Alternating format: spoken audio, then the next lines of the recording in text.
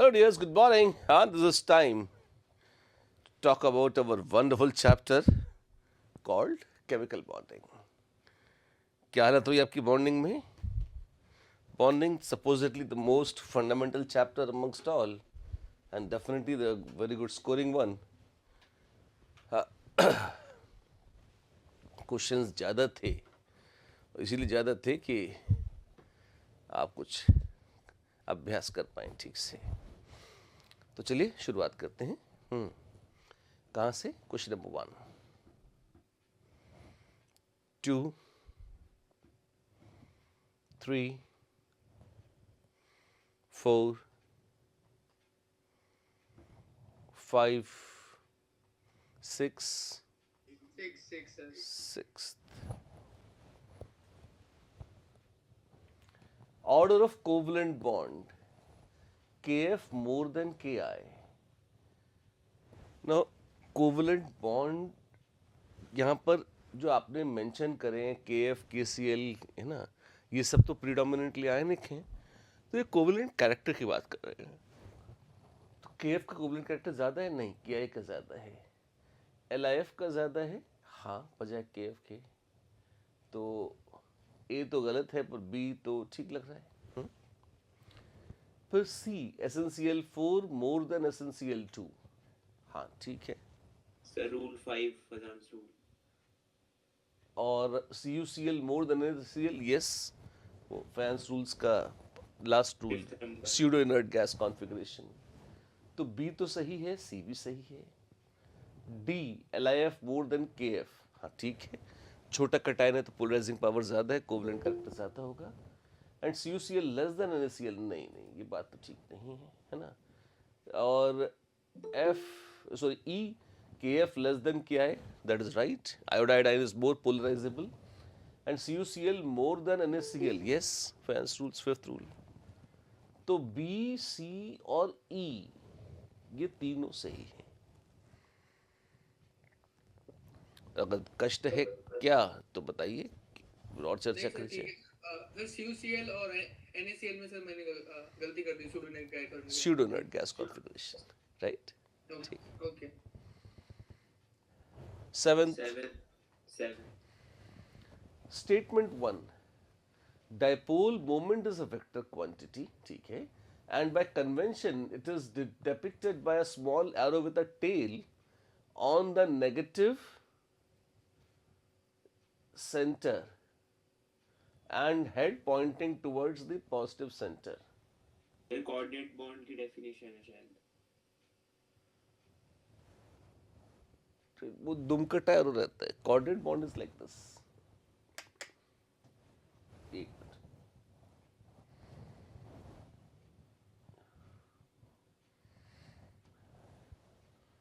This is coordinate bond. Small arrow with tail. This is tailless arrow. ये tell cut arrow रहता है वैसे, honestly speaking, है ना. विद नेक, अच्छा. और जैसे HF है तो dipole moment, this is how we show this, with tail at the negative center and head pointing towards positive center. नहीं नहीं, ये बात तो गलत ही है. यस सर, स्टेटमेंट 2 सही है सर. स्टेटमेंट 1 तो गलत है ना. Statement 2, the crossed arrow of the dipole moment, वो क्रॉस्ड एरो है, एरो जिसकी दुम काट दी गई है. The crossed arrow of the dipole moment symbolizes the direction of shift of charges in the molecules. हाँ ठीक है. Yes sir. चार्ज खसक किधर गया है उस तरफ. सर चार्ज बोलेंगे या इलेक्ट्रॉन का शिफ्ट या इलेक्ट्रॉन डेंसिटी का शिफ्ट बोलेंगे? एक ही बात हो गई ना. बात तो वही. अगर इलेक्ट्रॉन डेंसिटी की शिफ्टिंग बोलते तो और बड़ा खूबसूरत था, पर चार्ज की भी शिफ्ट तो है ही. गलत तो नहीं है. इसका आंसर गलत गिवन है. वो आंसर देख लेंगे, लेकिन ध्यान रखना इसमें वो ये नहीं कह रहा कि डेफिनेशन है ये, वो तो ट्रू फॉल्स दिख रहे होंगे स्टेटमेंट 1 स्टेटमेंट 2 में. ठीक. Both statements 1 and 2 are correct ना. Statement 1 is incorrect but 2 is correct. हाँ, बोथ आर इनकरेक्ट ना. 1 is correct but 2 is नहीं. आंसर 4 दे रखा है. नहीं रे 4 नहीं, ये 2 है, 2 इज द आंसर। तो फोर सर देने का जेईई लॉजिक भी का ये वही दे आंसर रखे हैं कि प्रॉब्लम है, फिर आपने फिर मतलब किसी ने फिल करते वक्त दिक्कत करी है सर? जेईई मेन में आंसर की में है या आंसर?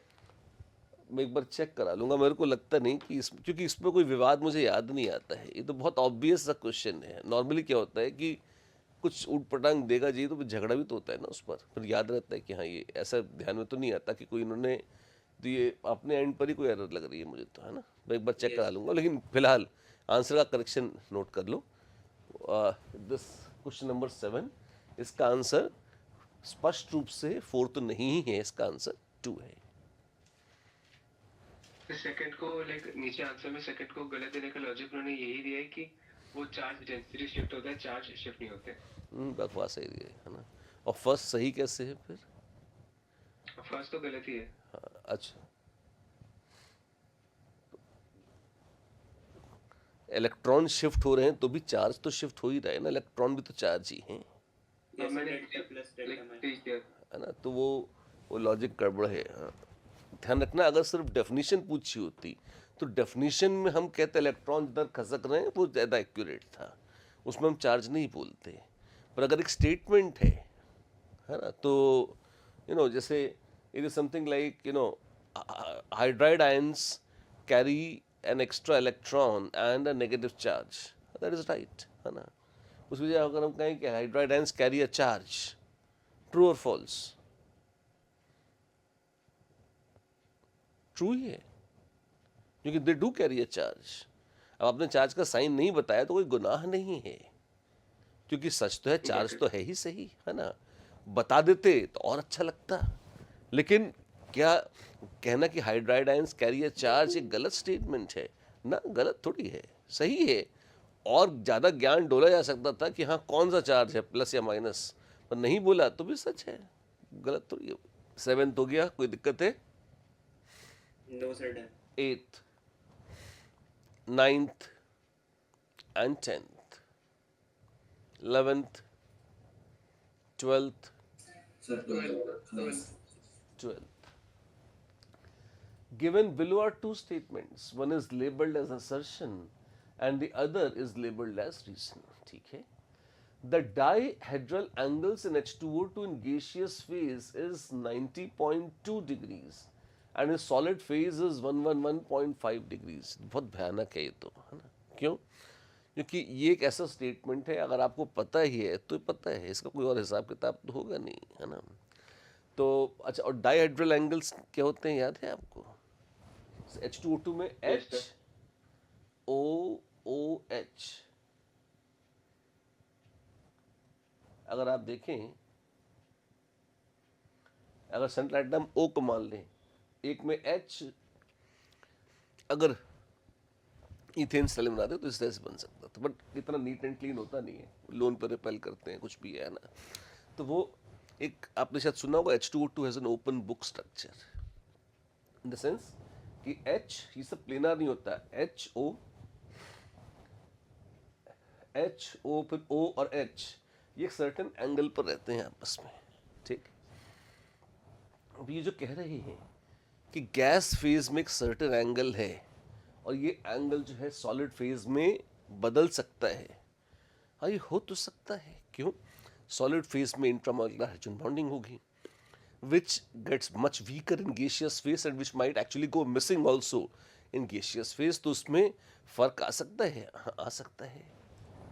90 डिग्री का डायहेड्रल एंगल ये थोड़ा सा भद्दा आइडिया जरूर है, मतलब इसमें चलो ठीक है, अभी तो इस तरह से है, अगर कोशिश करते कि इनको एक एंगल पर लें, कैसे H लोन पेयर और अब लोन पेयर्स को कोशिश तो यही होनी चाहिए कि जितना एक दूसरे से दूर रख सकते हो रखो, है ना। तो वो अब जैसे भी आड़े टेढ़े होकर जिस भी तरह से रहें, है ना। और ये जो एंगल था, जिस डायहेड्रल एंगल की बात कर रहे हैं, ये वैसे तो अगर ऐसे डेटा आपको याद है तब तो आप बहुत कॉन्फिडेंस के साथ बोल सकते हो, जो कि डेसिबल में चर्चा हो रही है, तो इसका प्रोडिक्शन तो कैसे भी संभव नहीं है, ये तो आपको अगर आइडिया है तो ही आप कर पाओगे। फिर क्या है आगे? The change in dihedral angle in solid and gaseous phase is due to the difference in intermolecular forces. हाँ, अब वो एंगल सही हो या गलत उसको तो भगवान ही मालिक हैं, है ना।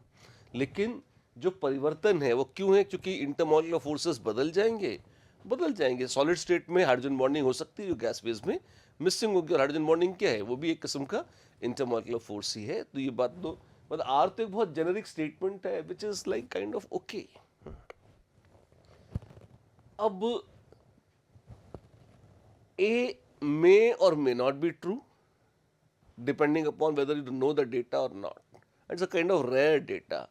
अलग अलग मॉलिक्यूल्स के डायहेड्रल एंगल कब तक आप रटेंगे ये आपके ऊपर है। और बी क्या है? बी तो सही है। तो एलिमिनेशन तो कर सकते हो आप कि A is correct but R is not correct. R तो ठीक ही है, लेकिन फिर दोनों करेक्ट हैं, पर एक्सप्लेनेशन की बात आ रही है। फिर दोनों करेक्ट हैं and R is the correct explanation, okay, and A is not correct but R is correct. देखो आर तो सही है। अब यहां पर आप चाहो तो एक बहुत बोल्ड सा तुक्का मार सकते हो। जेई ना कभी भी ऐसे रेयर और एब्सर्ड किस्म के डेटा देता है ना, जिसमें बॉइलिंग पॉइंट, मेल्टिंग पॉइंट का डेटा मेंशन कर देता है या बॉन्ड एंगल्स का, है ना। अनलेस कुछ बहुत आउटरेजियस हो जाए, प्रायः वो डेटा गलत नहीं होता। तो अब ये I repeat, this is a very bold assumption. I'm not saying this is a good thing, है ना। The other possibility is कि NCERT में जितने भी बॉन्ड एंगल दे रखे हैं रट लो, डेसिमल की 3rd डिजिट तक जितने भी दे रखे हो। मतलब personally I find it a very revolting idea. मुझे तो लगता नहीं कि ये बहुत प्रैक्टिकल आइडिया है। फिर भी यदि आप में से किसी पर गूगल देवता का आवेश आ जाए, आजकल कांतारा वगैरह भी चल रहे हैं काफ़ी, है ना, तो हो सकता है वो कर लो तो मुझे कोई दिक्कत नहीं है। पर अदरवाइज मतलब जब अगर मैं जेई लिख रहा होता तो मुझे तो नेगेटिव मार्किंग का भय था नहीं, क्योंकि तब नेगेटिव मार्किंग होती नहीं थी। तब तो मैं आराम से I would have taken a simple idea कि ये तो सही लग रहा है। अब अगर अज्यूमिंग कि वो सही है, एंगल्स का ट्रेंड एक्सप्लेन किया जा सकता है। एंगल की एग्जैक्ट वैल्यू तो है जो है, ट्रेंड क्या है? डिफरेंस आ रहा है। हाँ, डिफरेंस क्यों आ रहा है? हाइड्रोजन बॉन्डिंग के चलते आ रहा होगा, और तो क्या है कि सॉलिड स्टेट में होगी और गैस में। तो रीजन तो ठीक है, तो change in dihedral angle is due to difference in intermolecular forces. ठीक है, अधूरा सस्ता सा जेनरिक रीजन, लेकिन कोई ये तो नहीं कह सकता कि रीजन नहीं है। ठीक है, तो अगर स्टेटमेंट 1 सही है तो उसका रीजन तो ठीक लग जाएगा ये। तो अब स्यापा इतना ही कि जो सही माने या ना, तो मान लो तो फिर बैठ जाएगा 3 है, और ना माने तो छोड़ दो। आई एम सॉरी बट ये है तो ऐसे ही। So in the explanation, it's given that A is not correct, but answer it is given both A and R. एक बार डेटा पे चेक करके आपको बता देता हूँ। ये तो प्योर डेटा है और कुछ नहीं है। 90 डिग्री का एंगल मेरे को तो बहुत अजीब भी लग रहा है वैसे, है ना, लेकिन कुछ भी हो सकता है। तो आप मुझे अगर थोड़ा सा टाइम दें तो खाली डेटा ही चेक करना है कि इसका डायहेड्रल एंगल ऑफ H2O2 का। एक minute. Dihedral angle of hydrogen peroxide, just 90.2 degrees ये है HO और OH के बीच में 90। हाँ ठीक है, इस स्टेट पे ये डेटा तो ठीक दे रखा है। गैस फेज में है 111.5 डिग्रीज और सॉलिड फेज में है 90.2 to 94 डिग्रीज।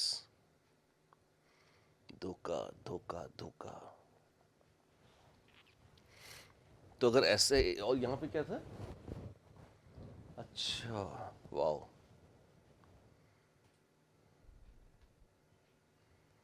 एक मिनट रुको। गैस से सॉलिड फेज जाते वक्त घट बढ़ जाता होगा, ऐसे लोग कुछ लॉजिक लगाते हुए। एक बार लॉजिक सब गया बाढ़ में, पहले डेटा। एक बार मुझे जस्ट विकी से चेक कर लेते हैं। सर मोरोवर ये एनसीईआरटी में ऐसा कोई डेटा है वो भी हमें चेक करना पड़ेगा, उनका तो जैसे कि डेटा वो जो चाहे वो दे देंगे। एनसीईआरटी में गिवन है नहीं वैसे, शायद ये भी नहीं है। नहीं, ये एक्चुअली क्या है, बॉन्डिंग में नहीं होगा, ये आपको मिलेगा वो ऑक्सीजन फैमिली में। जहाँ हाइड्रोजन पेरोक्साइड होगा ना, तो या तो उन्होंने इसे हाइड्रोजन, चेक करना है सर अभी, एनसीईआरटी बाजू में है पुराने वाला। ठीक है। तो वो अपना रिसर्च करते रहो आप कहाँ क्या है क्या नहीं, लेकिन एक मिनट सर, थोड़ी सी बकबक कम करें तो मैं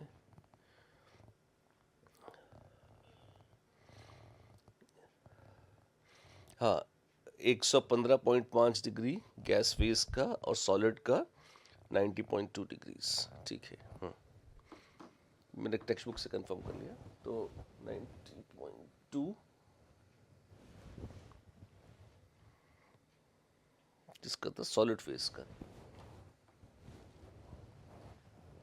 अच्छा, तो इसमें तो उल्टा भी है, यहाँ पे जो दे रखा है ना, फिर तो स्टेटमेंट ही गलत हो गया, फिर तो कुछ कहना ही नहीं है।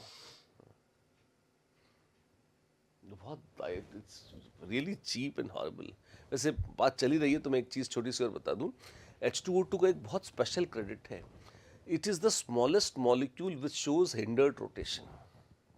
हिंडर्ड रोटेशन मतलब समझते हो कि ये बॉन्ड है, सिंगल बॉन्ड है, तो सिंगल बॉन्ड के अराउंड तो फ्री रोटेशन होना चाहिए, लेकिन वो सबसे छोटा मॉलिक्यूल जो सिंगल बॉन्ड के अराउंड फ्रीली रोटेट नहीं कर पाता। क्यों?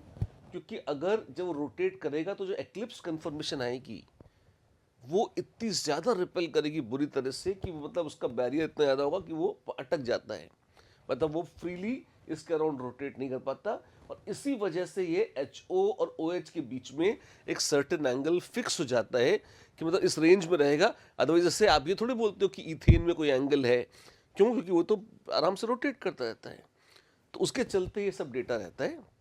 बाकी डेटा की वैल्यू तो आई बिलीव टू यू कि आप याद रखना चाहते हैं तो आपकी श्रद्धा है ना। ऐसा कुछ आउट ऑफ बाउंसर डेटा तो कभी भी आ सकता है, it makes no difference at all, right. Data मैंने आपको बता दिया, बाकी तो है जैसा है। एक बार मार्क कर दो, कौन सा है? क्वेश्चन नंबर 12 है ना, थोड़ा सा आउट ऑफ ब्लू, ये मेरे ख्याल से तो बचना ही चाहिए ऐसे क्वेश्चन से। 13th 14th 15th 16th 17th 18th 19 and 20 21 yes sir. 21। The reaction in which the hybridization of underlined atom is affected is option 1. Ammonia में H+ लगेगा तो sp3 का sp3 रहेगा, XeF4 प्लस SbF5, ये बड़ा विचित्र है। SbF5 is a very classical Lewis acid, है ना। तो वैसे तो ये इसमें क्या होगा, वो F- ले लेगा, तो XeF4 this will give you XeF3 plus और SbF6 माइनस, इस तरह से आ जाएगा ये। This would be the product. वो एक F- निकाल लेगा और इस तरह का बन जाएगा, ठीक है। हाइब्रिडाइजेशन XeF4 का हाइब्रिडाइजेशन कितना है? XeF4 is sp3d2। sp3d2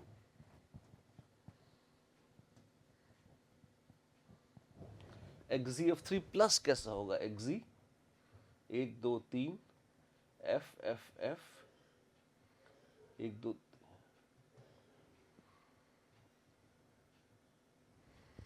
this is the kind of structure we would see ना, इस तरह का लगभग। तो 1 2 3 4 5 this looks like sp3d। Hybridisation change हो गया, लग तो रहा है। Sulphuric acid plus NaCl, sulphur sp3 है,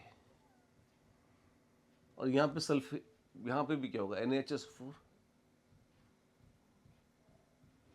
यहाँ पे भी कितना है? sp3 है।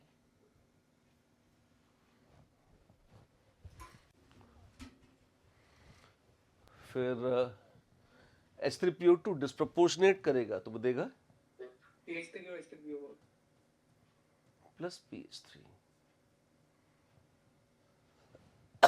sp3 से sp3 और अनहाइब्रिडाइज्ड भी हो ही जाएगा। वेल मोर देन वन में अच्छा क्वेश्चन है, वैसे क्वेश्चन सुंदर है, पर होता क्या है कि डिपेंड करता है कि आप कितने भी बेहतरीन है पर कहाँ बैठे हैं, इसका भी महत्व है। यही अगर जेई एडवांस में होता तो मोर देन वन करेक्ट होता, आंसर होता 2 और 4 और लोग शाबाशी देते। अच्छा क्वेश्चन है। मेन में आया तो 2 तो आंसर दिए नहीं होंगे क्योंकि उनके फॉर्मेट में आएगा ही नहीं, तो एक चुन लिया और सनक पूर्वक दूसरा छोड़ दिया। तो ज़ेनॉन में तो स्पष्ट चेंज हो रहा है, दिख रहा है, तो उसे मान लीजिए। जिसको छोड़ दिया तो बड़े लोग बड़ी बातें क्या कहेंगे आप। पर ये क्वेश्चन मामूली बॉन्डिंग का नहीं, ये बहुत इंटीमेटली ब्लॉक केमिस्ट्री के साथ लिंक्ड है। इसको जब नोट ही कर रहे हो ना 21, तो इसको ब्लॉक केमिस्ट्री भी लिख दो। इसमें अगर आप देखेंगे तो अमोनिया गिविंग एच प्लस तो चलो कॉमन सेंस है, बहुत बड़ा काम नहीं है, पर ये ऑप्शन 2 नोबल गैसेस से आपको आइडिया आ सकता था कि हाँ, या अगर आपको SbF5 की प्रॉपर्टीज़ पता है कि सुपर एसिड है, F- छीन लेता है चीज़ों से और SbF6- बना लेता है और उस चक्कर में बहुत ऊटपटांग कटाइंस भी बना देता है। अगर आपको इसका अनुमान है तो कर पाएंगे, अदरवाइज आप प्रोडक्ट ही नहीं लिख पाएंगे तो हाइब्रिडाइजेशन कैसे निकालेंगे। ये भी अब ये तो एस ब्लॉक का है जिसको सिलेबस से सपोजिटली निकाल दिया है। NaCl को जब कॉन्सेंट्रेटेड सल्फ्यूरिक एसिड से गर्म करते हैं तो 150 डिग्री के आसपास बनाता है NaHSO4 प्लस HCl, और उसी को 550 डिग्री तक और गर्म करते हैं तो बनाता है Na2SO4 प्लस मोर HCl। तो यहाँ पर 420 डिग्री, 420 ही तो कर ही रहे हैं, तो 420 डिग्री कितना हुआ, लगभग 150 डिग्री के आसपास हुआ है ना। तो NaHSO4 बना रहे हैं। वाह, ये सब कैसे पता लग जाता है तुम्हें, रट के कहाँ से? ये स्टैंडर्ड एस ब्लॉक की एक प्रोसेस है HCl के मैन्युफैक्चर की, कि हाउ इज दैट कि NaCl से आप HCl कैसे बनाते हो, उसमें आता है। तो है जो सा है। हाँ, ये भी है कि आप चाहो तो उसे हेलोजेंस में गिन लो कि HCl तो बन रहा है, तो हेलोजेंस में आ गया, ठीक है, अच्छी बात है। H3PO2 ये भी फॉस्फोरस फैमिली, तो राजली पी ब्लॉक कह दीजिए आप। तो क्वेश्चन ये पी ब्लॉक का है, न कि केमिकल बॉन्डिंग का, ऑल्दो उसमें बॉन्डिंग का तड़का अवश्य है, पर ये ब्लॉक केमिस्ट्री का क्वेश्चन कहा जाएगा। नोट कर लिया आपने क्या लिखा? ठीक है, पी ब्लॉक लिख लीजिए, है ना। 22 पर अच्छा क्वेश्चन है, ब्लॉक केमिस्ट्री में भी अच्छा क्वेश्चन कहा जाएगा ये। 22 में 22 थर्ड ऑप्शन का ALN, aluminium nitride polar molecular solids. Aluminium nitride predominantly covalent होगा, हाँ होगा। क्यों? नाइट्राइड आयंस हाईली पोलराइजेबल हैं और एल्यूमिनियम कैटायन की पोलराइजिंग पावर +3 होने के कारण काफ़ी अच्छी है, हाँ है। तो which one of the following pairs is an example of polar molecular solid? Molecular solid मतलब या तो कोवलेंट नेटवर्क सॉलिड की बात कर रहे हैं, जैसे डायमंड, ग्रेफाइट, वो तो कोवलेंट नेटवर्क सॉलिड होते हैं। मॉलिक्यूलर सॉलिड कौन सा हुआ? जिसमें जैसे CO2, H2O, है ना, ये छोटे छोटे मॉलिक्यूल्स हैं। मतलब if each lattice point is occupied by molecule then solid is called molecular solid. और कोवलेंटली बॉन्डेड होते हैं, वॉन डर वाल्स फोर्सेस से एक दूसरे से मॉलिक्यूल जुड़े होते हैं, ऐसा है। तो एल्यूमिनियम नाइट्राइड नेटवर्क सॉलिड हो सकता है, पर छोटू छोटू मॉलिक्यूल होंगे ALN के, ऐसा तो नहीं है। ये कोई बहुत मजेदार थॉट नहीं है। बट वो पोलर होगा क्या? क्या चीज? ALN से हैबिट। अगर मैं ये न कहूँ तो फिर कहना पड़ेगा नॉन पोलर है।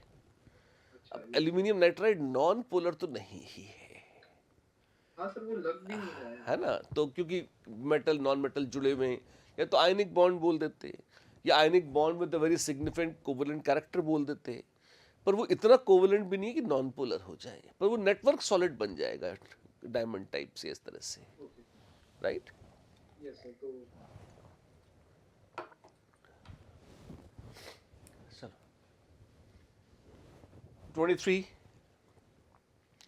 24 and 25. 25.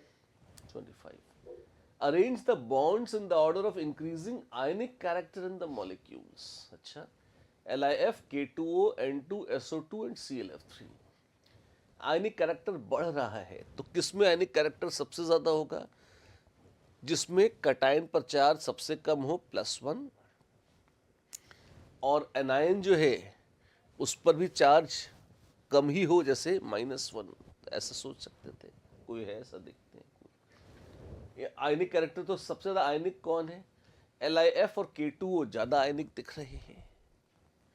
और कौन सा है जो प्योरली कोवलेंट है, जिसमें रत्ती भर भी आयनिक कैरेक्टर नहीं है, जो बिल्कुल purely non polar covalent bond है? क्या इसमें नॉन पोलर कोवलेंट बॉन्ड कोई है? हाँ है। कौन सा बताओ? N2, नाइट्रोजन, क्योंकि सेम इलेक्ट्रोनेगेटिविटी है, तो नाइट्रोजन तो रत्ती भर भी पोलर होगा ही नहीं, बॉन्ड ही पोलर नहीं होगा, है ना? तो यानी कि शुरुआत N2 से होनी चाहिए। तो 1 और 2 ऑप्शन तो निकल गए। अब N2 से शुरू करके आपको इधर आना चाहिए। इसमें मजे की बात यह है कि K2O और LiF में कंफ्यूजन हो सकता था किसी को। क्यों? क्योंकि पोटेशियम लेस पोलराइजिंग पावर है तो ज्यादा आयनिक है, लेकिन ऑक्साइड ज्यादा पोलराइजेबल है तो मोर कोवलेंट हो सकता था। तो पोटेशियम ऑक्साइड में पोटेशियम फेवर करता था किसको? K2O को, लेकिन ऑक्साइड फेवर नहीं करता किसको? K2O को। LiF में फ्लोराइड लेस पोलराइजेबल है तो ज्यादा आयनिक होना चाहिए, पर तो फ्लोराइड को देखो तो लिथियम मोर पोलराइजिंग पावर है तो लेस कोवलेंट या लेस आयनिक होना चाहिए। एक बहुत जेन्युइन सा कंफ्यूजन आ सकता था जो लॉजिकल नहीं था, पर यहां पर उन्होंने वो ऑप्शन ही खत्म कर दी। क्यों? आपसे पूछा ही नहीं, आपको दोनों में कॉमन दे दिया कि भाई यही तो ठीक है, सेटल्ड है, इसमें दिमाग मत लगाओ। फिर क्या है? फिर आपके पास है नाइट्रोजन, ये भी एक जैसा है। फिर फर्क है तो किसमें?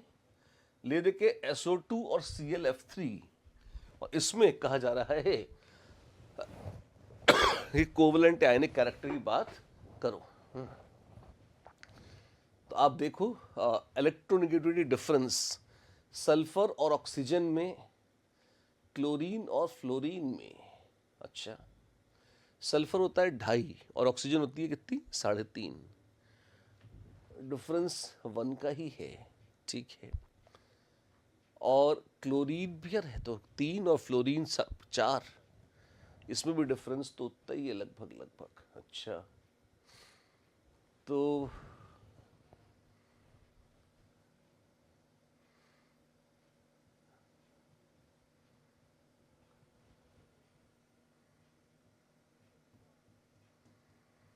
वैसे तो हम क्या करते? कोशिश करते कि इलेक्ट्रोनेगेटिविटी डिफरेंस से देख लें, पर जितना सल्फर और ऑक्सीजन का डिफरेंस है लगभग उतना ही डिफरेंस है कितना? क्लोरीन और फ्लोरीन का। तो ये डिफरेंस तो उतना ज़्यादा नहीं लगता। तो फिर किसे देखें? फिर ऑक्सीडेशन स्टेट से देखा हमने। सल्फर अगर +4 है तो वो और ज़्यादा इलेक्ट्रोनेगेटिव हो जाएगा। ऑक्सीजन तो -2 ही है ना? बट 0 सल्फर अगर ऑक्सीडेशन स्टेट 0 थी तब उसकी इलेक्ट्रोनेगेटिविटी स्टेटेड है कितनी? 2.5 के आसपास। जैसे जैसे बढ़ती जाएगी वैसे वैसे डिफरेंस कम होता जाएगा। क्लोरीन बहुत शरीफ तो नहीं है, फिर भी +3 ही है कम से कम। तो कह सकता था कि लगभग मिलते जुलते से ही हैं, पर ClF3 शायद थोड़ा सा डिफरेंस ज़्यादा बैठ जाए या पोलर ज़्यादा हो जाए बजाय किसके? सल्फर डाइऑक्साइड के। बहुत क्लोज कट है पर फिर भी कमेंट किया जा सकता है, और एक अच्छा टिपिकल सा कंपैरिजन उन्होंने पूछा है। आप देखोगे, हाँ बोलो। नहीं सॉरी सर, गलत टाइम पे इंटरप्ट हो गया, है ना? तो आप देखोगे बाकी बहुत कुछ क्लीन कर दिया इन्होंने। K2O, LiF, N2 अगर इतना आपने फिगर आउट कर लिया, अगर N2 फिगर आउट कर लिया तो K2O, LiF की तो तुलना करने को बोला भी नहीं है इन्होंने सिंपली बात करी कि SO2 और ClF3 में कंपेयर कर दो, ज़्यादा आयनिक कैरेक्टर किसका है या कोवलेंट कैरेक्टर कंपेयर करो। तो सबसे पहले चेक किया हमने, क्योंकि प्रीडोमिनेंटली कोवलेंट बॉन्ड्स हैं तो फायंस रूल्स तो लगेंगे नहीं, तो सबसे पहले हमने चेक किया किससे? इलेक्ट्रोनेगेटिविटी डिफरेंस कितना है। टॉप 7 में ही है फॉन्कल BRIS, दोनों में SO और ClF दोनों में डिफरेंस 1 यूनिट का था। तो फिर ऑक्सीडेशन स्टेट से देख लिया, ऑक्सीडेशन स्टेट वहाँ सल्फर की +4 है, क्लोरीन की +3 है, तो अपरेंटली +4 जैसे जैसे पॉजिटिव चार्ज बढ़ता है वैसे वैसे इलेक्ट्रोनेगेटिविटी बढ़ जाती है। तो एस और ओ में शायद उतना डिफरेंस नहीं रह जाएगा, Cl और F में फिर भी थोड़ा डिफरेंस ज़्यादा होगा। तो ClF3 में ClF bond would be slightly more polar as compare to SO bond in SO2। ऐसे करके Okay, sir. बोल सकते हैं। Got it. बट एक्चुअली वो 24th क्वेश्चन सर आपने 24-25 तक सॉल्व किया था ना, मिस हो गया था मेरे से। ठीक है ना। 24th पूछना चाहते हैं? सर शायद रॉन्ग आंसर की हाँ सर, वो आंसर रॉन्ग है। ठीक है। Match the type of interaction in column A with the distance dependence on their interaction energy in column B। अच्छा, आयन आयन 1/r, हाँ ठीक है, Coulomb's law, potential energy is 1/4 pi epsilon naught Q1 Q2 by R। तो अगर proper ion ion interaction है तो वो 1/r mix, okay, reasonable sense. फिर और डिस्पर्शन फोर्सेस जो लंदन फोर्सेस है वो कैसे रहते हैं? वो तो 1/r⁶ ही रहते हैं, यस सर। ठीक है ना। तो इसमें क्या है, 1A, 1 तो A है, तो ऑप्शन 4 तो आउट हो गई, ठीक है। और थर्ड क्या है? डिस्पर्शन फोर्सेस, थर्ड D, तो ये भी। अब झगड़ा बच गया किसका? डायपोल डायपोल अट्रैक्शन का। Dipole dipole second C 1/r³ या B 1/r²। I think it would be r³ probably. Yes sir. Yes आपने जो सर सॉल्यूशन सर किया वो most permanent dipole permanent dipole तो फिर आरक्यू भी है। देखो हमारे तो delta plus delta minus charges वाला डायपोल है, ये भी ध्यान रखना। तो ये तो टेबल सर बना, मैंने हाँ मेरे नोट्स में भी 1/r² लिखा है, मैंने आपके रिकॉर्डिंग से ही देखा था, सही है आंसर। सर आपने क्लास में नहीं सर, आपने क्यों लिखा लिखवाया? सर? डायपोल में 1/r³ होता है पोटेंशियल का। अब मुझे भी याद तो यही आता है। अब तुम इतने आत्मविश्वास से कह रहे हो तो मैं तुम्हारी बात सुन रहा हूँ, लेकिन कीसम फोर्सेस वाला केस था ना ये तो, यस सर। कि जो आईडी आईडी इंट्रैक्शन थे, जो लंदन फोर्सेस थे वो 1/r⁶ थे। कूलम्स लॉ से जब चलते थे तो वो आयन आयन और इंड्यूस्ड डायपोल, आप जो स्क्वायर बोल रहे हो ना, वो आयन और इंड्यूस्ड डायपोल का लग याद आता है मुझे शायद। तो मेरे ख्याल से तो कुछ लफड़ा है ना। इट शुड बी कितना, ये सेकंड C। तो option 2 looks cleaner to me than option D। और आप भी सहमत हो ही रहे हैं इससे। फिर भी जिसान जितने कॉन्फिडेंस से कह रहे हैं, क्लास खत्म होने के पहले अगर जैसे मुझे टाइम मिलेगा मैं थोड़ा सा इसको एक बार फिर स्टैंडर्ड टेक्स्ट से वेरीफाई करके आपको बोल दूंगा दोबारा, ठीक। ऑल्दो मुझे कोई गड़बड़ इसमें तब लग तो रहा है कि इसमें ऑप्शन 2 आंसर, तब कौन सा है question number 24, very likely that 2 is the answer, है ना, नॉट 3, बट चेक करके लिख लो। अभी बता दूंगा मैं आपको before we close the session, ठीक। ओके।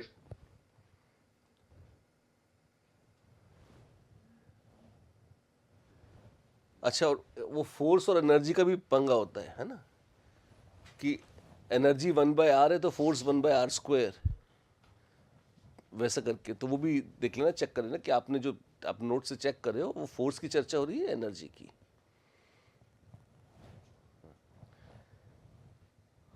ये भी हो गया 26 सॉरी 27 26 27 28 29 30 31 32 32 30। सर 11th इसके लिए अभी शायद नहीं पढ़ा है। कोई बात नहीं।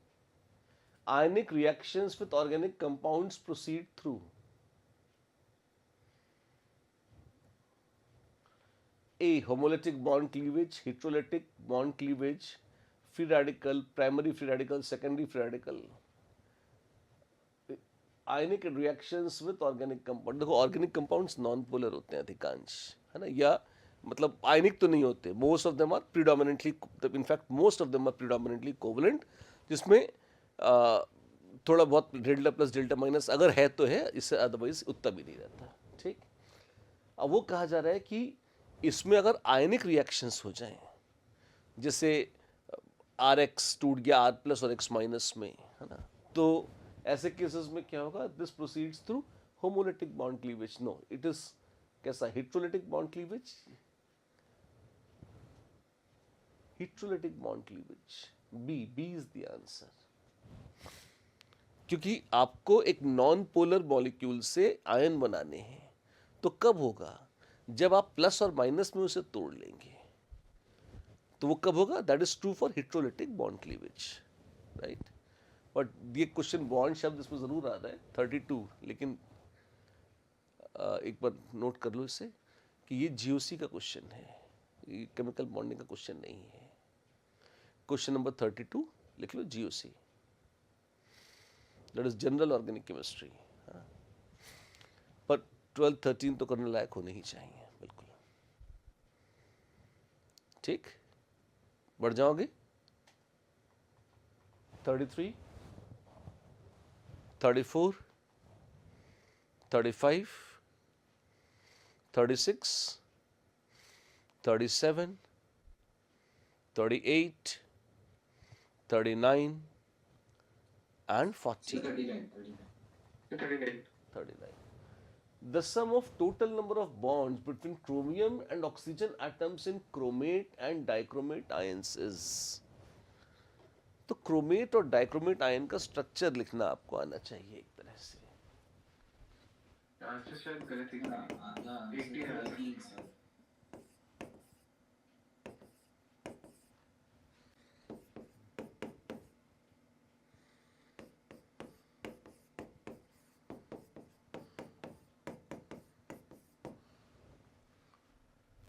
अब देखो टोटल नंबर ऑफ बॉन्ड्स, ये बहुत डाइसी सा, बहुत षड्यंत्रकारी, ये डबल मीनिंग क्वेश्चन है ना। कभी कभी लोग हर लिंकेज को एक बॉन्ड गिनते हैं, तो 1 2 3 4 5 6 7 8 9 10 11 12 ऐसे गिना जा सकता है कि कितने CRO लिंकेजेस हैं, 12, जिसमें बॉन्ड ऑर्डर कुछ भी हो सकता है, 1 1.5 2, या अगर आप टोटल नंबर ऑफ बॉन्ड्स गिन रहे हैं तो जो ज्यादा ऑब्वियस फीलिंग आती है वो तो है कि स्ट्रक्चर बनाइए और बॉन्ड्स गिन लीजिए।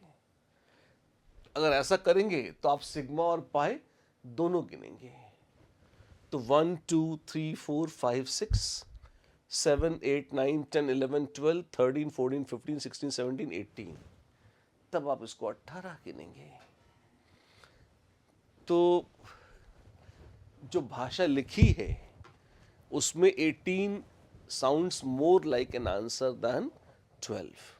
मतलब 12 बहुत ऑब्वियस तो नहीं लगता, थोड़ा सा गड़बड़ ही लगता है। तो सर जेई मेंस वाले जब ऐसा पूछेंगे टोटल नंबर ऑफ बॉन्ड्स, तब खाली हम जो डबल बॉन्ड रहेगा उसको सिंगल बॉन्ड मान के काउंट करेंगे सारे क्वेश्चन में? ये ना ना ना ना, जेई मेन एक इंसान नहीं है जिसमें बुद्धि हो और वो वही बात बार बार रिपीट करे। मतलब अगर एक बार लॉजिक सेट कर लिया तो वही बोले।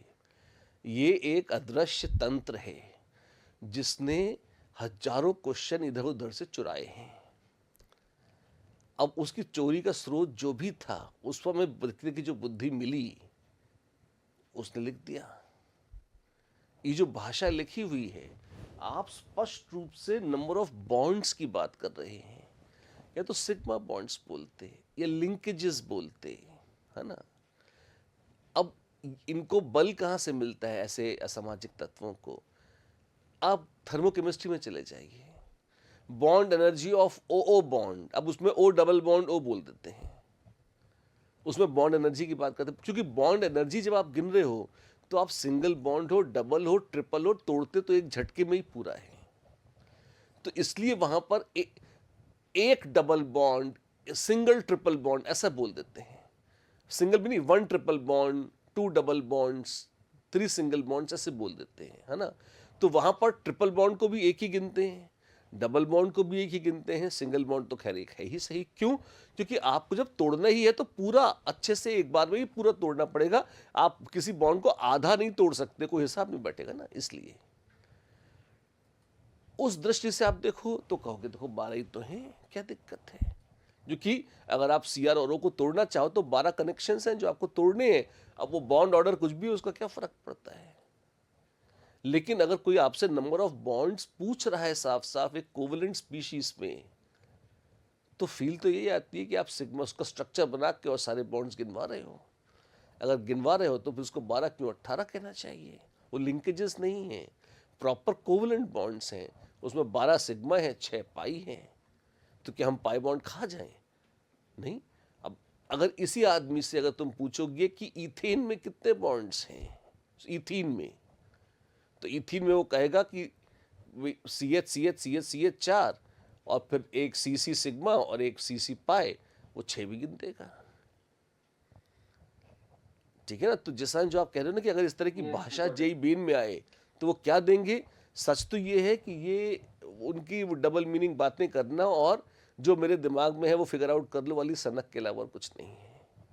ईमानदारी से इसका उत्तर तो 18 ही होना चाहिए। पर कोई 12 लिख कर उस पर अड़ जाएगा तो फिर हम उसका कुछ कर नहीं पाएंगे। यही, और अगली बार भी वो इसका उत्तर 12 ही देगा ऐसा कोई भरोसा नहीं है। उसके सनक चेंज हो गई तो उसको 18 भी कर सकता है, और उस गलत हम उसे तब भी नहीं कह पाएंगे। क्यों? ठीक है यार। Okay sir, got it, thank you. Sir यहाँ पे मैंने इसको ऐसा सोचा था कि सर जैसे यहाँ पे जो बॉन्ड ऑर्डर होगा सीआर और ओ के बीच में, वो 1 और 2 के बीच में होगा। मतलब ना वो कंप्लीटली बॉन्ड ऑर्डर 1 होगा या फिर ना वो कंप्लीटली 2 होगा। तो जो चारों बॉन्ड्स हैं वो सिमेट्रिकल हो गया, तो 4 बॉन्ड यहाँ पे बनेगा जिसका बॉन्ड ऑर्डर 1 से 2 के बीच में होगा, और सेम ये वाले के लिए भी होगा ड्यू टू रेजोनेंस।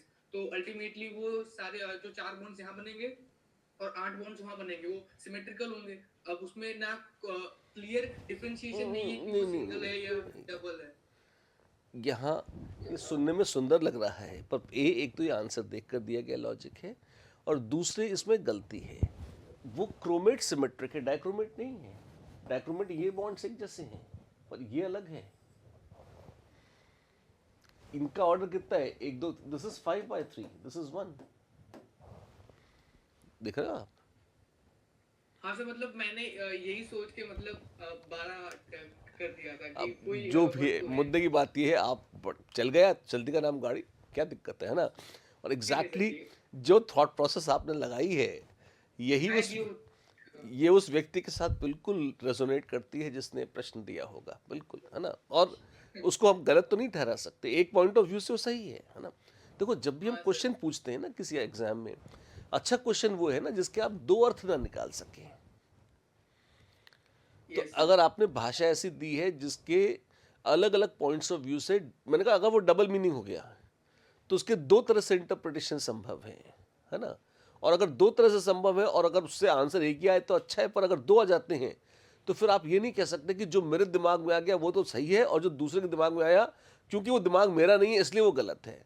फिर क्या ये साइंस नहीं रह जाती? फिर it becomes an ego clash.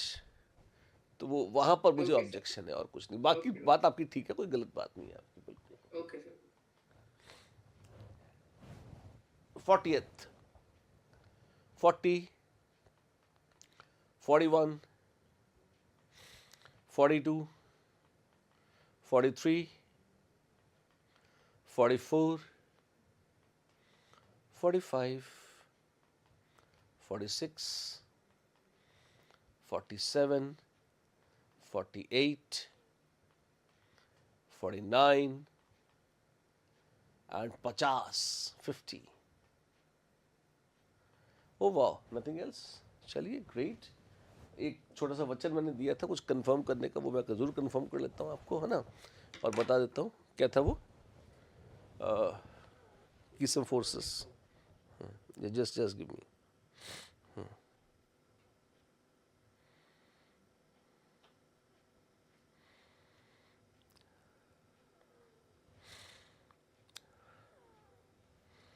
एक मिनट,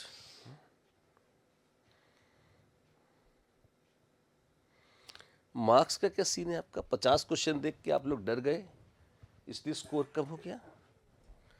बॉन्डिंग ऐसा चैप्टर था नहीं जिसमें मुझे तो स्कोरिंग। अच्छे से रिवाइज नहीं कर पाया।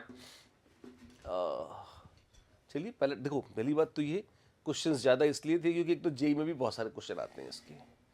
तो मेरा ये था कि अगर 50-50 क्वेश्चन के 2 टेस्ट ले लेंगे तो भी वैसे लगभग क्वेश्चन तो 150 से ज़्यादा थे। अगर मैं PYQs देखता हूँ तो 150 के 200 से भी ज़्यादा थे। तो भी ये था कि जितने ज़्यादा कवर कर सकें कर लें, जितने हो जाए उतना अच्छा है ना। तो लालच भी रहता है। प्लस 25 क्वेश्चन बॉन्डिंग के देना तो फिर अपराध ही है, क्यों? और उसमें भी यदि आप 25 क्वेश्चन में पूरा 1 घंटा निकाल दो तो ये निश्चित पाप है। तो आपको ऑर्गेनिक और इनऑर्गेनिक क्वेश्चंस जल्दी करने का अभ्यास भी होना चाहिए, राइट? 1 minute just.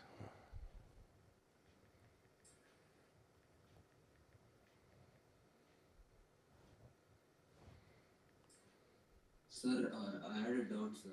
हाँ बोलो। Sir, like I wasn't able to complete the whole paper. Like, if it comes in the exam, are we expect how fast were we expected to do this? I couldn't finish all the questions. Okay, this is Shivang who's asking this. Yes, sir. Yeah. See, truth is that in that case, we should slightly increase our reading speed and we should be prompt enough to give up on questions which we are not comfortable with. Yes. मतलब 50 questions in 60 minutes for chemical bonding should be very much doable. और कहीं if you're feeling stuck somewhere ना, मतलब ideally I would have recommended that 50 questions take 40-45 minutes. I'm talking about good ranker. मतलब if you're somewhere, if I see you in top 100 or so, then I would say कि this much, and if I'm figuring out somebody in top 10, I would say don't take more than 30 minutes for this. Reading speed matters, yes. Response time matters, yes. And I'm not saying you should be able to do everything correctly. Like जैसे वो H2O2 वाला question था, अगर आपको data याद नहीं है तो बी वेरी क्लियर वो फंसेगा।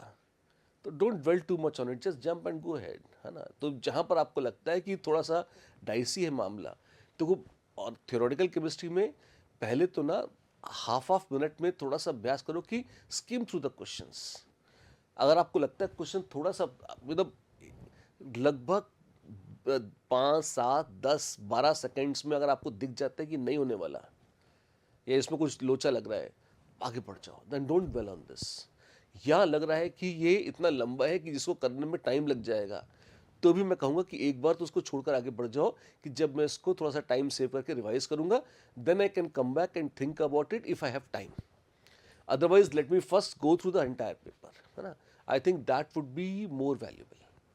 इस तरह से आप इसको एक बार स्ट्रेटेजाइज करके, अब 2 पेपर्स और हैं उनको दोगे ना, तो होपफुली आपको थोड़ा बेनिफिट रहेगा इसमें, Yes.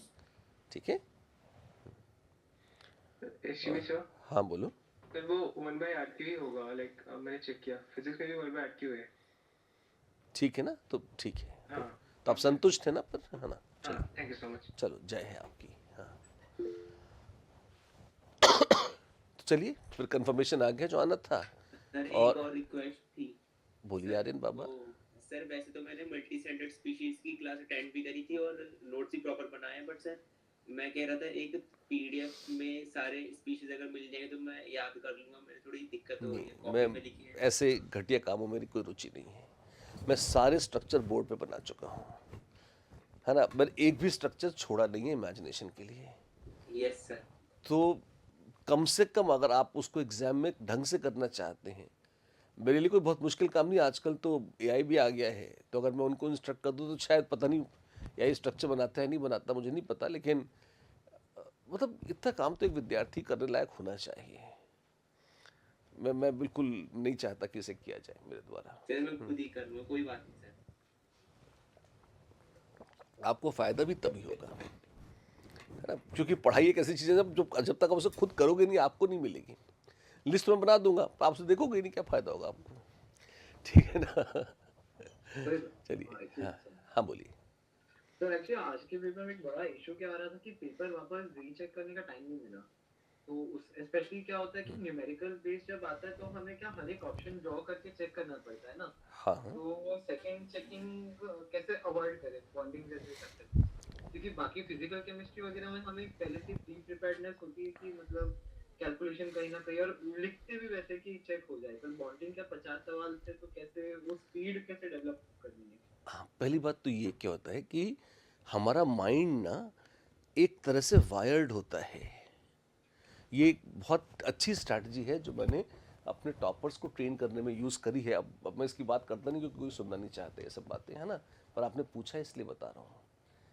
अब जैसे मान लो कोई बच्चा हमसे कहता है कि टॉप 100 लाइक मार्क्स आने लग गए, अब ये टॉप 10 में एलिवेट कैसे होंगे, मतलब ये और कैसे जाएगा? तो उसका एक ही सूत्र ये है कि आपको सबसे पहले तो पेपर जल्दी करना पड़ेगा। अब जल्दी कैसे करें? तो आप में एक हड़बड़ी की सेंस तो होनी चाहिए। अब जैसे ही मान लो आपको पता है कि उससे जेईई मेन में टिपिकली 25 क्वेश्चन आते थे, अब यहाँ सडनली 50 आ गए, तो सबसे पहले तो आप ये आगे होश में रहो कि चेक कर लो कितने क्वेश्चन आने वाले हैं। तो शायद आर्यन आपने ही कहा था ना कि लिख दो तो अच्छा रहेगा, यस सर, है ना? मैंने तो पहले क्वेश्चन में ही 2 मिनट लगा दिए थे। हाँ, तो मैं तो बहुत आराम। और नितेश सर ने बताया था कि शुरू में ही लिखित आता है, आपने देखा नहीं वो अलग बात है, पर मैंने कहा फिर दोबारा लिख दो यार, कोई बात नहीं, है ना, ताकि अगले को शांति रहे। लेकिन फिर भी थोड़ा सा अलर्ट रह के सबसे पहले तो हम अपनी एक बेसिक प्लानिंग कर लें कि हम पर क्वेश्चन कितना टाइम देंगे। मैंने पहले भी कहा है, इनऑर्गेनिक का अगर क्वेश्चन है तो 30 सेकेंड से ज़्यादा नहीं लगना चाहिए, 30 सेकेंड बस, है ना। आप उसमें ये मत देखो कि अच्छा ऑर्गेनिक का है तो उसमें अगर कोई बहुत लंबा चौड़ा कुछ पंगा कर दिया तो अलग बात है, मे बी, अदरवाइज 40 सेकेंड्स। तो 30 to 40 सेकेंड्स, ये नॉन न्यूमेरिकल क्वेश्चंस की मैं बात कर रहा हूँ। एक्सेप्शंस बीइंग कि कभी कभी क्या होता है, एबीसीडी ऑप्शन, लंबे लंबे सब्जेक्टिव ऑप्शंस ऐसे हैं जिसमें आपको बोल दिया कि क्या सही है क्या गलत है, चूज द करेक्ट ऑप्शन, और वो मोर देन वन करेक्ट है, फिर आपको बहुत केयरफुली वे करना पड़ता है, वो एडवांस में आएगा, वहां वो जल्दी नहीं खत्म होगा। पर एससीक्यू अगर सिंगल करेक्ट है तो most of it should be over with in 30 seconds. तो जब पेपर जैसे अगर 50 क्वेश्चंस हैं तो मैं इसको देखता हूँ कि 25 मिनट, और जिसमें भूल चूक लेने देनी करके 30 मिनट। अब इसमें सबसे बड़ी दिक्कत आती है रीडिंग स्पीड की। कई बार हमारी रीडिंग स्पीड या मूवमेंट की स्पीड कम होती है। हमारे अंदर जो क्लॉक लगी हुई है ना, वो अगर हमारी आदत है कि हम 2 मिनट बैठ के एक क्वेश्चन पर लगाएंगे तो हम 2 मिनट बैठ के लगाते हैं हर क्वेश्चन पर। जैसे आर्यन जी ने कहा कि भाई मैं तो 2-2 मिनट में कर रहा था, पर was it worth actually 2 minutes? No, it wasn't. It has to do with a mental clock. Your mind also has a clock. और आप उसके हिसाब से क्वेश्चंस को जज करते हुए या उस स्पीड से क्वेश्चन को अटेम्प्ट करते हुए चलते हैं। अच्छी बात बोल रहा हूँ, ध्यान दें। तो आप उस मेंटल क्लॉक को थोड़ा सा एडजस्ट करो और ट्रेन करो कि वो कम टाइम में उसे सेट करे। एक तो जो पहला अच्छा पॉइंट है, ध्यान से सुनना, कि जो आप कहते हो ना कि टाइम पर question is equal to total time divided by number of questions, this is a flop calculation. ये जो हर बार नॉर्थ इंडिया में स्यापा होता है ना कि हाय फिजिक्स बड़ी लंबी आ गई, मैथ्स बड़ी लंबी आ गई, ये हर साल रोते हैं। क्यों रोते हो हर साल? तो एक साल अगर लंबी आ जाए तो मैं मानता हूं कि हर साल नहीं आती, 30 बार आ गई तो कुछ पाप हुआ। अगर वो हर साल आ रही है तो पैटर्न ही वही है ना, तो वही पैटर्न है और फिर तुम उसमें रोना पीटना मचाते हो, तो इसका मतलब है आपकी सब्जेक्ट की अप्रोच में खोट है। आपको बिल्कुल क्लियर रखना चाहिए कि यार ऐसे लंबे लंबे घिनौने क्वेश्चन आएंगे, मान लीजिए फिजिक्स में या मैथ्स में, जिसमें भी रोना पीटना मचता है ना। मैं किसी एक को पॉइंट आउट नहीं करना चाहता, लेकिन ये दोनों ही मचाते हैं। हम केमिस्ट्री वाले अकेले ऐसे जो बहुत शांति से खुश रहते हैं कि हाँ बढ़िया था, आसान था। आप कभी नहीं देखोगे कि हम कहेंगे पेपर मुश्किल था, हम कहेंगे पेपर आसान था, कूल था, और मतलब we are enjoying this, that's it. क्यों इतना पढ़ लेते हैं पहले से कि आसान लगता है और जल्दी करने का अभ्यास करते हैं, क्योंकि माइंड वैसे ही बेकअप होता है।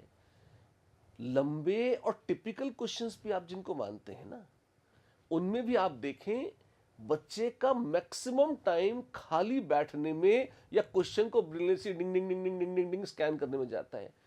वो सोच नहीं रहा होता है। और आप जैसे शिवांग, आपने बहुत अच्छा क्वेश्चन पूछा था कि इसको जल्दी कैसे करें। मेंटल अलर्टनेस बढ़ाइए और माइंड में एक इनबिल्ट क्लॉक रखिए कि जैसे JEE Main it's not 2 minutes, आप कोशिश करके इसे 1-1.25 मिनट पर ले आइए। मैं मैथ्स और फिजिक्स में भी ये रिकमेंड करूंगा। अरे तुम तो केमिस्ट्री पढ़ाते हो यार, जेई तो मैंने भी क्लियर किया ही हुआ है और ठीक ठाक किया हुआ है ना, तो मैं कुछ मोटी मोटी सलाह तो आपको दे ही सकता हूँ ना। तो और खुद तो चलो ठीक है 30 साल हो गए करे हुए, है ना, लेकिन बहुत सारे बच्चों को पढ़ा भी रखा है, उनको भी देख रखा है, उनको भी सलाह दे के उसका रिजल्ट भी देख रखा है कि उनका क्या हुआ, और ठीक ही हुआ, कोई बुरा तो नहीं हुआ, इनफैक्ट काफ़ी अच्छा हुआ उनका, है ना। तो इसमें आप हमेशा पेपर को जो टाइम है ना, आप उसका 20% टाइम तो मिनिमम निकाल दो। और if you think you are really really like top ranker material, तो करीब 30 to 40% टाइम रिवीजन के लिए निकाल दो। आप उस बचे हुए टाइम में ही आपको पेपर करना है। तो अगर मतलब कंसिडरिंग दिस, तो 1 घंटे का मतलब कितना 30% कितना, लगभग 40 मिनट्स होता। तो यही पेपर यदि आप आधे घंटे में कर सकते थे, तो आप बिल्कुल एकदम टॉप रैंकर्स मटेरियल आप हैं, आप सोच सकते हैं। और यार मेरा तो नहीं हुआ, तो अब टारगेट कीजिए। आपको सिर्फ रीडिंग स्पीड बढ़ानी है और मन में एक सेंस ऑफ इमरजेंसी या हड़बड़ लानी है कि अब मुझे इसको जल्दी खत्म करना है, मुझे इसको लेकर बैठना नहीं है। जब वो सेंस ऑफ इमरजेंसी आपके माइंड में पेपर अटेम्प्ट करते समय आ जाएगा ना, फिर आप देखोगे आपकी स्कोरिंग बढ़ेगी, और ये सब में बढ़ेगी, ये फिजिक्स मैथ्स में भी बढ़ जाएगी। आपका मेजर टाइम फिजिक्स मैथ्स में भी क्वेश्चन सॉल्व करने में या उसका मनन करने में नहीं जाता, आप बैठे रहते हैं। When a rod of mass m, मतलब आपने इतना ही पढ़ा है, उसके बाद आप ब्लैंक हो जाते हैं। फिर जब क्वेश्चन खत्म होता है, फिर आप उसे दोबारा पढ़ते हैं। a rod of mass m is struck by a moving object moving at a speed v, डंग डंग डंग डंग डंग डंग डंग डंग डंग डंग डंग डंग, फिर ब्लैंक, है ना। तो ये आप जो एक ही क्वेश्चन को 4 बार 6 बार पढ़ के जो समय नष्ट करते हैं, इसमें आपका टाइम खराब होता है। तो आपको वो टेक्निक डेवलप करनी पड़ेगी कि अगर आपका माइंड 4 से 6 वर्ड्स से अधिक एक साथ प्रोसेस नहीं कर पाता, जो कि अधिकांश विद्यार्थियों का होता है, तो एक तो माइंड की शक्ति बढ़ाइए। वो कैसे बढ़ेगी? वो बढ़ेगी प्राणायाम और त्राटक से। वो फिजिक्स केमिस्ट्री मैथ्स बढ़ के नहीं बढ़ेगी। और दूसरा, अभी तो नहीं बढ़ रही, अभी क्या करें, मेरा दिमाग भी खराब है, मैं उसे ठीक भी नहीं करना चाहता, मान लो अगर ऐसा है ना, तो फिर उसका एक दूसरी टेक्निक, और दोनों कॉम्बो में लाएंगे तो डबल फायदा होगा। लेकिन दूसरी टेक्निक ये है कि आप 3-4 5 वर्ड्स पढ़कर उसको रफ में लिखते जाइए, उसका एक स्केच बनाते जाइए, और सारा डेटा उसमें इस तरह से नोट करते जाइए कि आपको दोबारा उस क्वेश्चन को पढ़ने की आवश्यकता ना पड़े। उसकी सारी काम की चीज बगैर कुछ खाए और बगैर ऊट पटांग डेटा चेंज करे, आपने उसको सही सही लिख ली वापस। अगर आपने क्वेश्चन को ढंग से पढ़ के समझना सीख लिया, सॉल्व करने की बात नहीं कर रहा हूं, क्वेश्चन को फर्स्ट शॉट में तेजी से सही सही पढ़ना, अगर आपने ये सीख लिया है, फिर आपका काम हो जाएगा। राइट? ये करना है आपको। तो एक बार इस तरह से अभ्यास करके देखिए। आप चाहें तो इसी पेपर को रीअटेम्प्ट करके भी देख सकते हैं। वो तो डिस्कस कर लिया, कोई बात नहीं, देख लिया तो 100% नंबर आ रहे हैं क्या, चेक कीजिए, है ना। अगर आ जाते हैं तो बहुत अच्छी बात है, फिर आप नहीं आएंगे। नॉर्मली एक लॉ ऑफ कंजर्वेशन लगता है। पेपर मान लीजिए अभी इस पेपर में आपके 30% नंबर आए, मान लो आप पूरा अभी डिस्कशन देख लिया, आंसर देख लिया, आप इसे रीअटेम्प्ट कर लो। 30% के आप बहुत प्रतिभाशाली हो तो 60% हो जाएंगे। इतने भी होते हैं तो आप बहुत बढ़िया हैं, 100 तब भी नहीं होने वाले।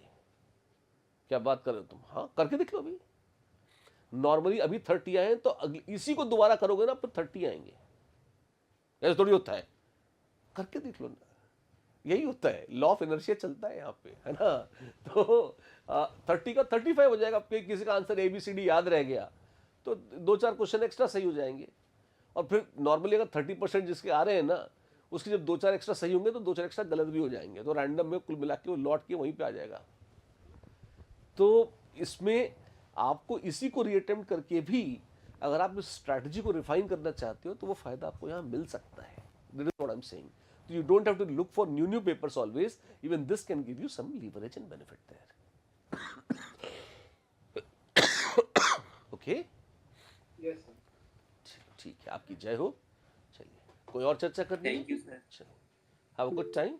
Tata bye bye. थोड़ा सा मुझे ना, थैंक यू सर. हाँ थैंक यू. सर हाँ बोलो. सर मैंने ना इस केमिकल बॉन्डिंग में एक स्ट्रेटजी अपनाई है, not a good one, so I wanted to ask you हाँ, क्या ये बोलो. मेथड सही है? हाँ बोलिए. केमिकल बॉन्डिंग मेरा थोड़ा सा वीक है, बट लाइक इतना नहीं कि एटॉमिक स्ट्रक्चर जितना खराब है, हाँ. थोड़ा सा खराब था, एंड उसको ठीक है. एक दिन में पढ़ना के लिए थोड़ा डिफिकल्ट पड़ता था because it is very lengthy. Bonding लंबी है, सच है. हाँ. Instead of looking up the notes once again, मैंने कुछ इजी वाले जो जल्दी जल्दी मैंने जिनके नोट्स बनाए थे छोटे छोटे, उनको बस किया, बाकियों को मैंने सिर्फ PYQs कर लिए. So is it a good strategy कि जैसे कि मुझे पता है कि PYQs ही आने हैं अभी टेस्ट में, तो मैं सिर्फ PYQs मतलब रट लिया एक तरीके से. आई एम नॉट श्योर गणिका जी, वैसे नंबर आपके बहुत ख़राब नहीं हैं.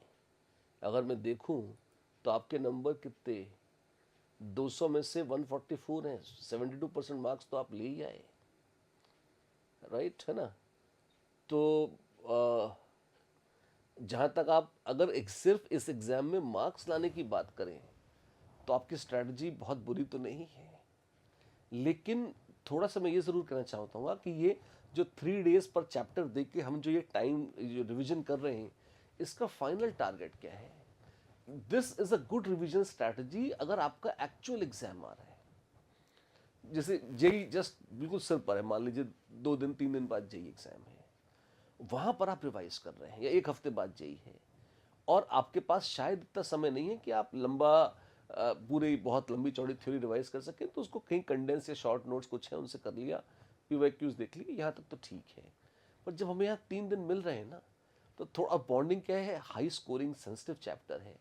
मैं ये तो चाहूँगा कि मान लो हम मंडे वाले दिन में पूरी थ्योरी नहीं कर पाए, तो कम से कम आधी मतलब 60% तो कर लें, ताकि ट्यूसडे तक या अगले दिन तक हम बचे कुछ एक बार एग्जॉस्टिवली वो थ्योरी रिवाइज कर लें. Why? Because please note this recommendation will change from chapter to chapter. Bonding लंबा है, बहुत इजी है, हाईली स्कोरिंग है और आता है. इस वजह से मैं ऐसी बात कर रहा हूँ. इसी की बजाय मान लीजिए अगर आईने की क्लिबियम होता तो मैं कहता कि मोटे मोटे कॉन्सेप्ट ऊपर से रिवाइज करो. वो भी बहुत लंबा चैप्टर है, बहुत डीप है, कंसेप्चुअल है, बेहतरीन है, पर इतना आता नहीं है. और बहुत उसकी लंबी लंबी बातें करके भी कई बार क्या स्यापा ही होता है. तो मैं क्या कहूँगा, मैं कहूँगा कि फिर ये आपकी स्ट्रैटेजी बहुत अच्छी है. इसमें सुपरफिशियली छोटे छोटे कॉन्सेप्ट्स ऊपर से रिवाइज कर लो, ताकि कई बार उसमें बहुत इजी क्वेश्चन भी आते हैं, एटलीस्ट वो तो हो जाए. बहुत डेप्थ में मत जाओ. क्यों? क्योंकि हमारा 80% काम 20% मेहनत से वहाँ पर हो जाएगा.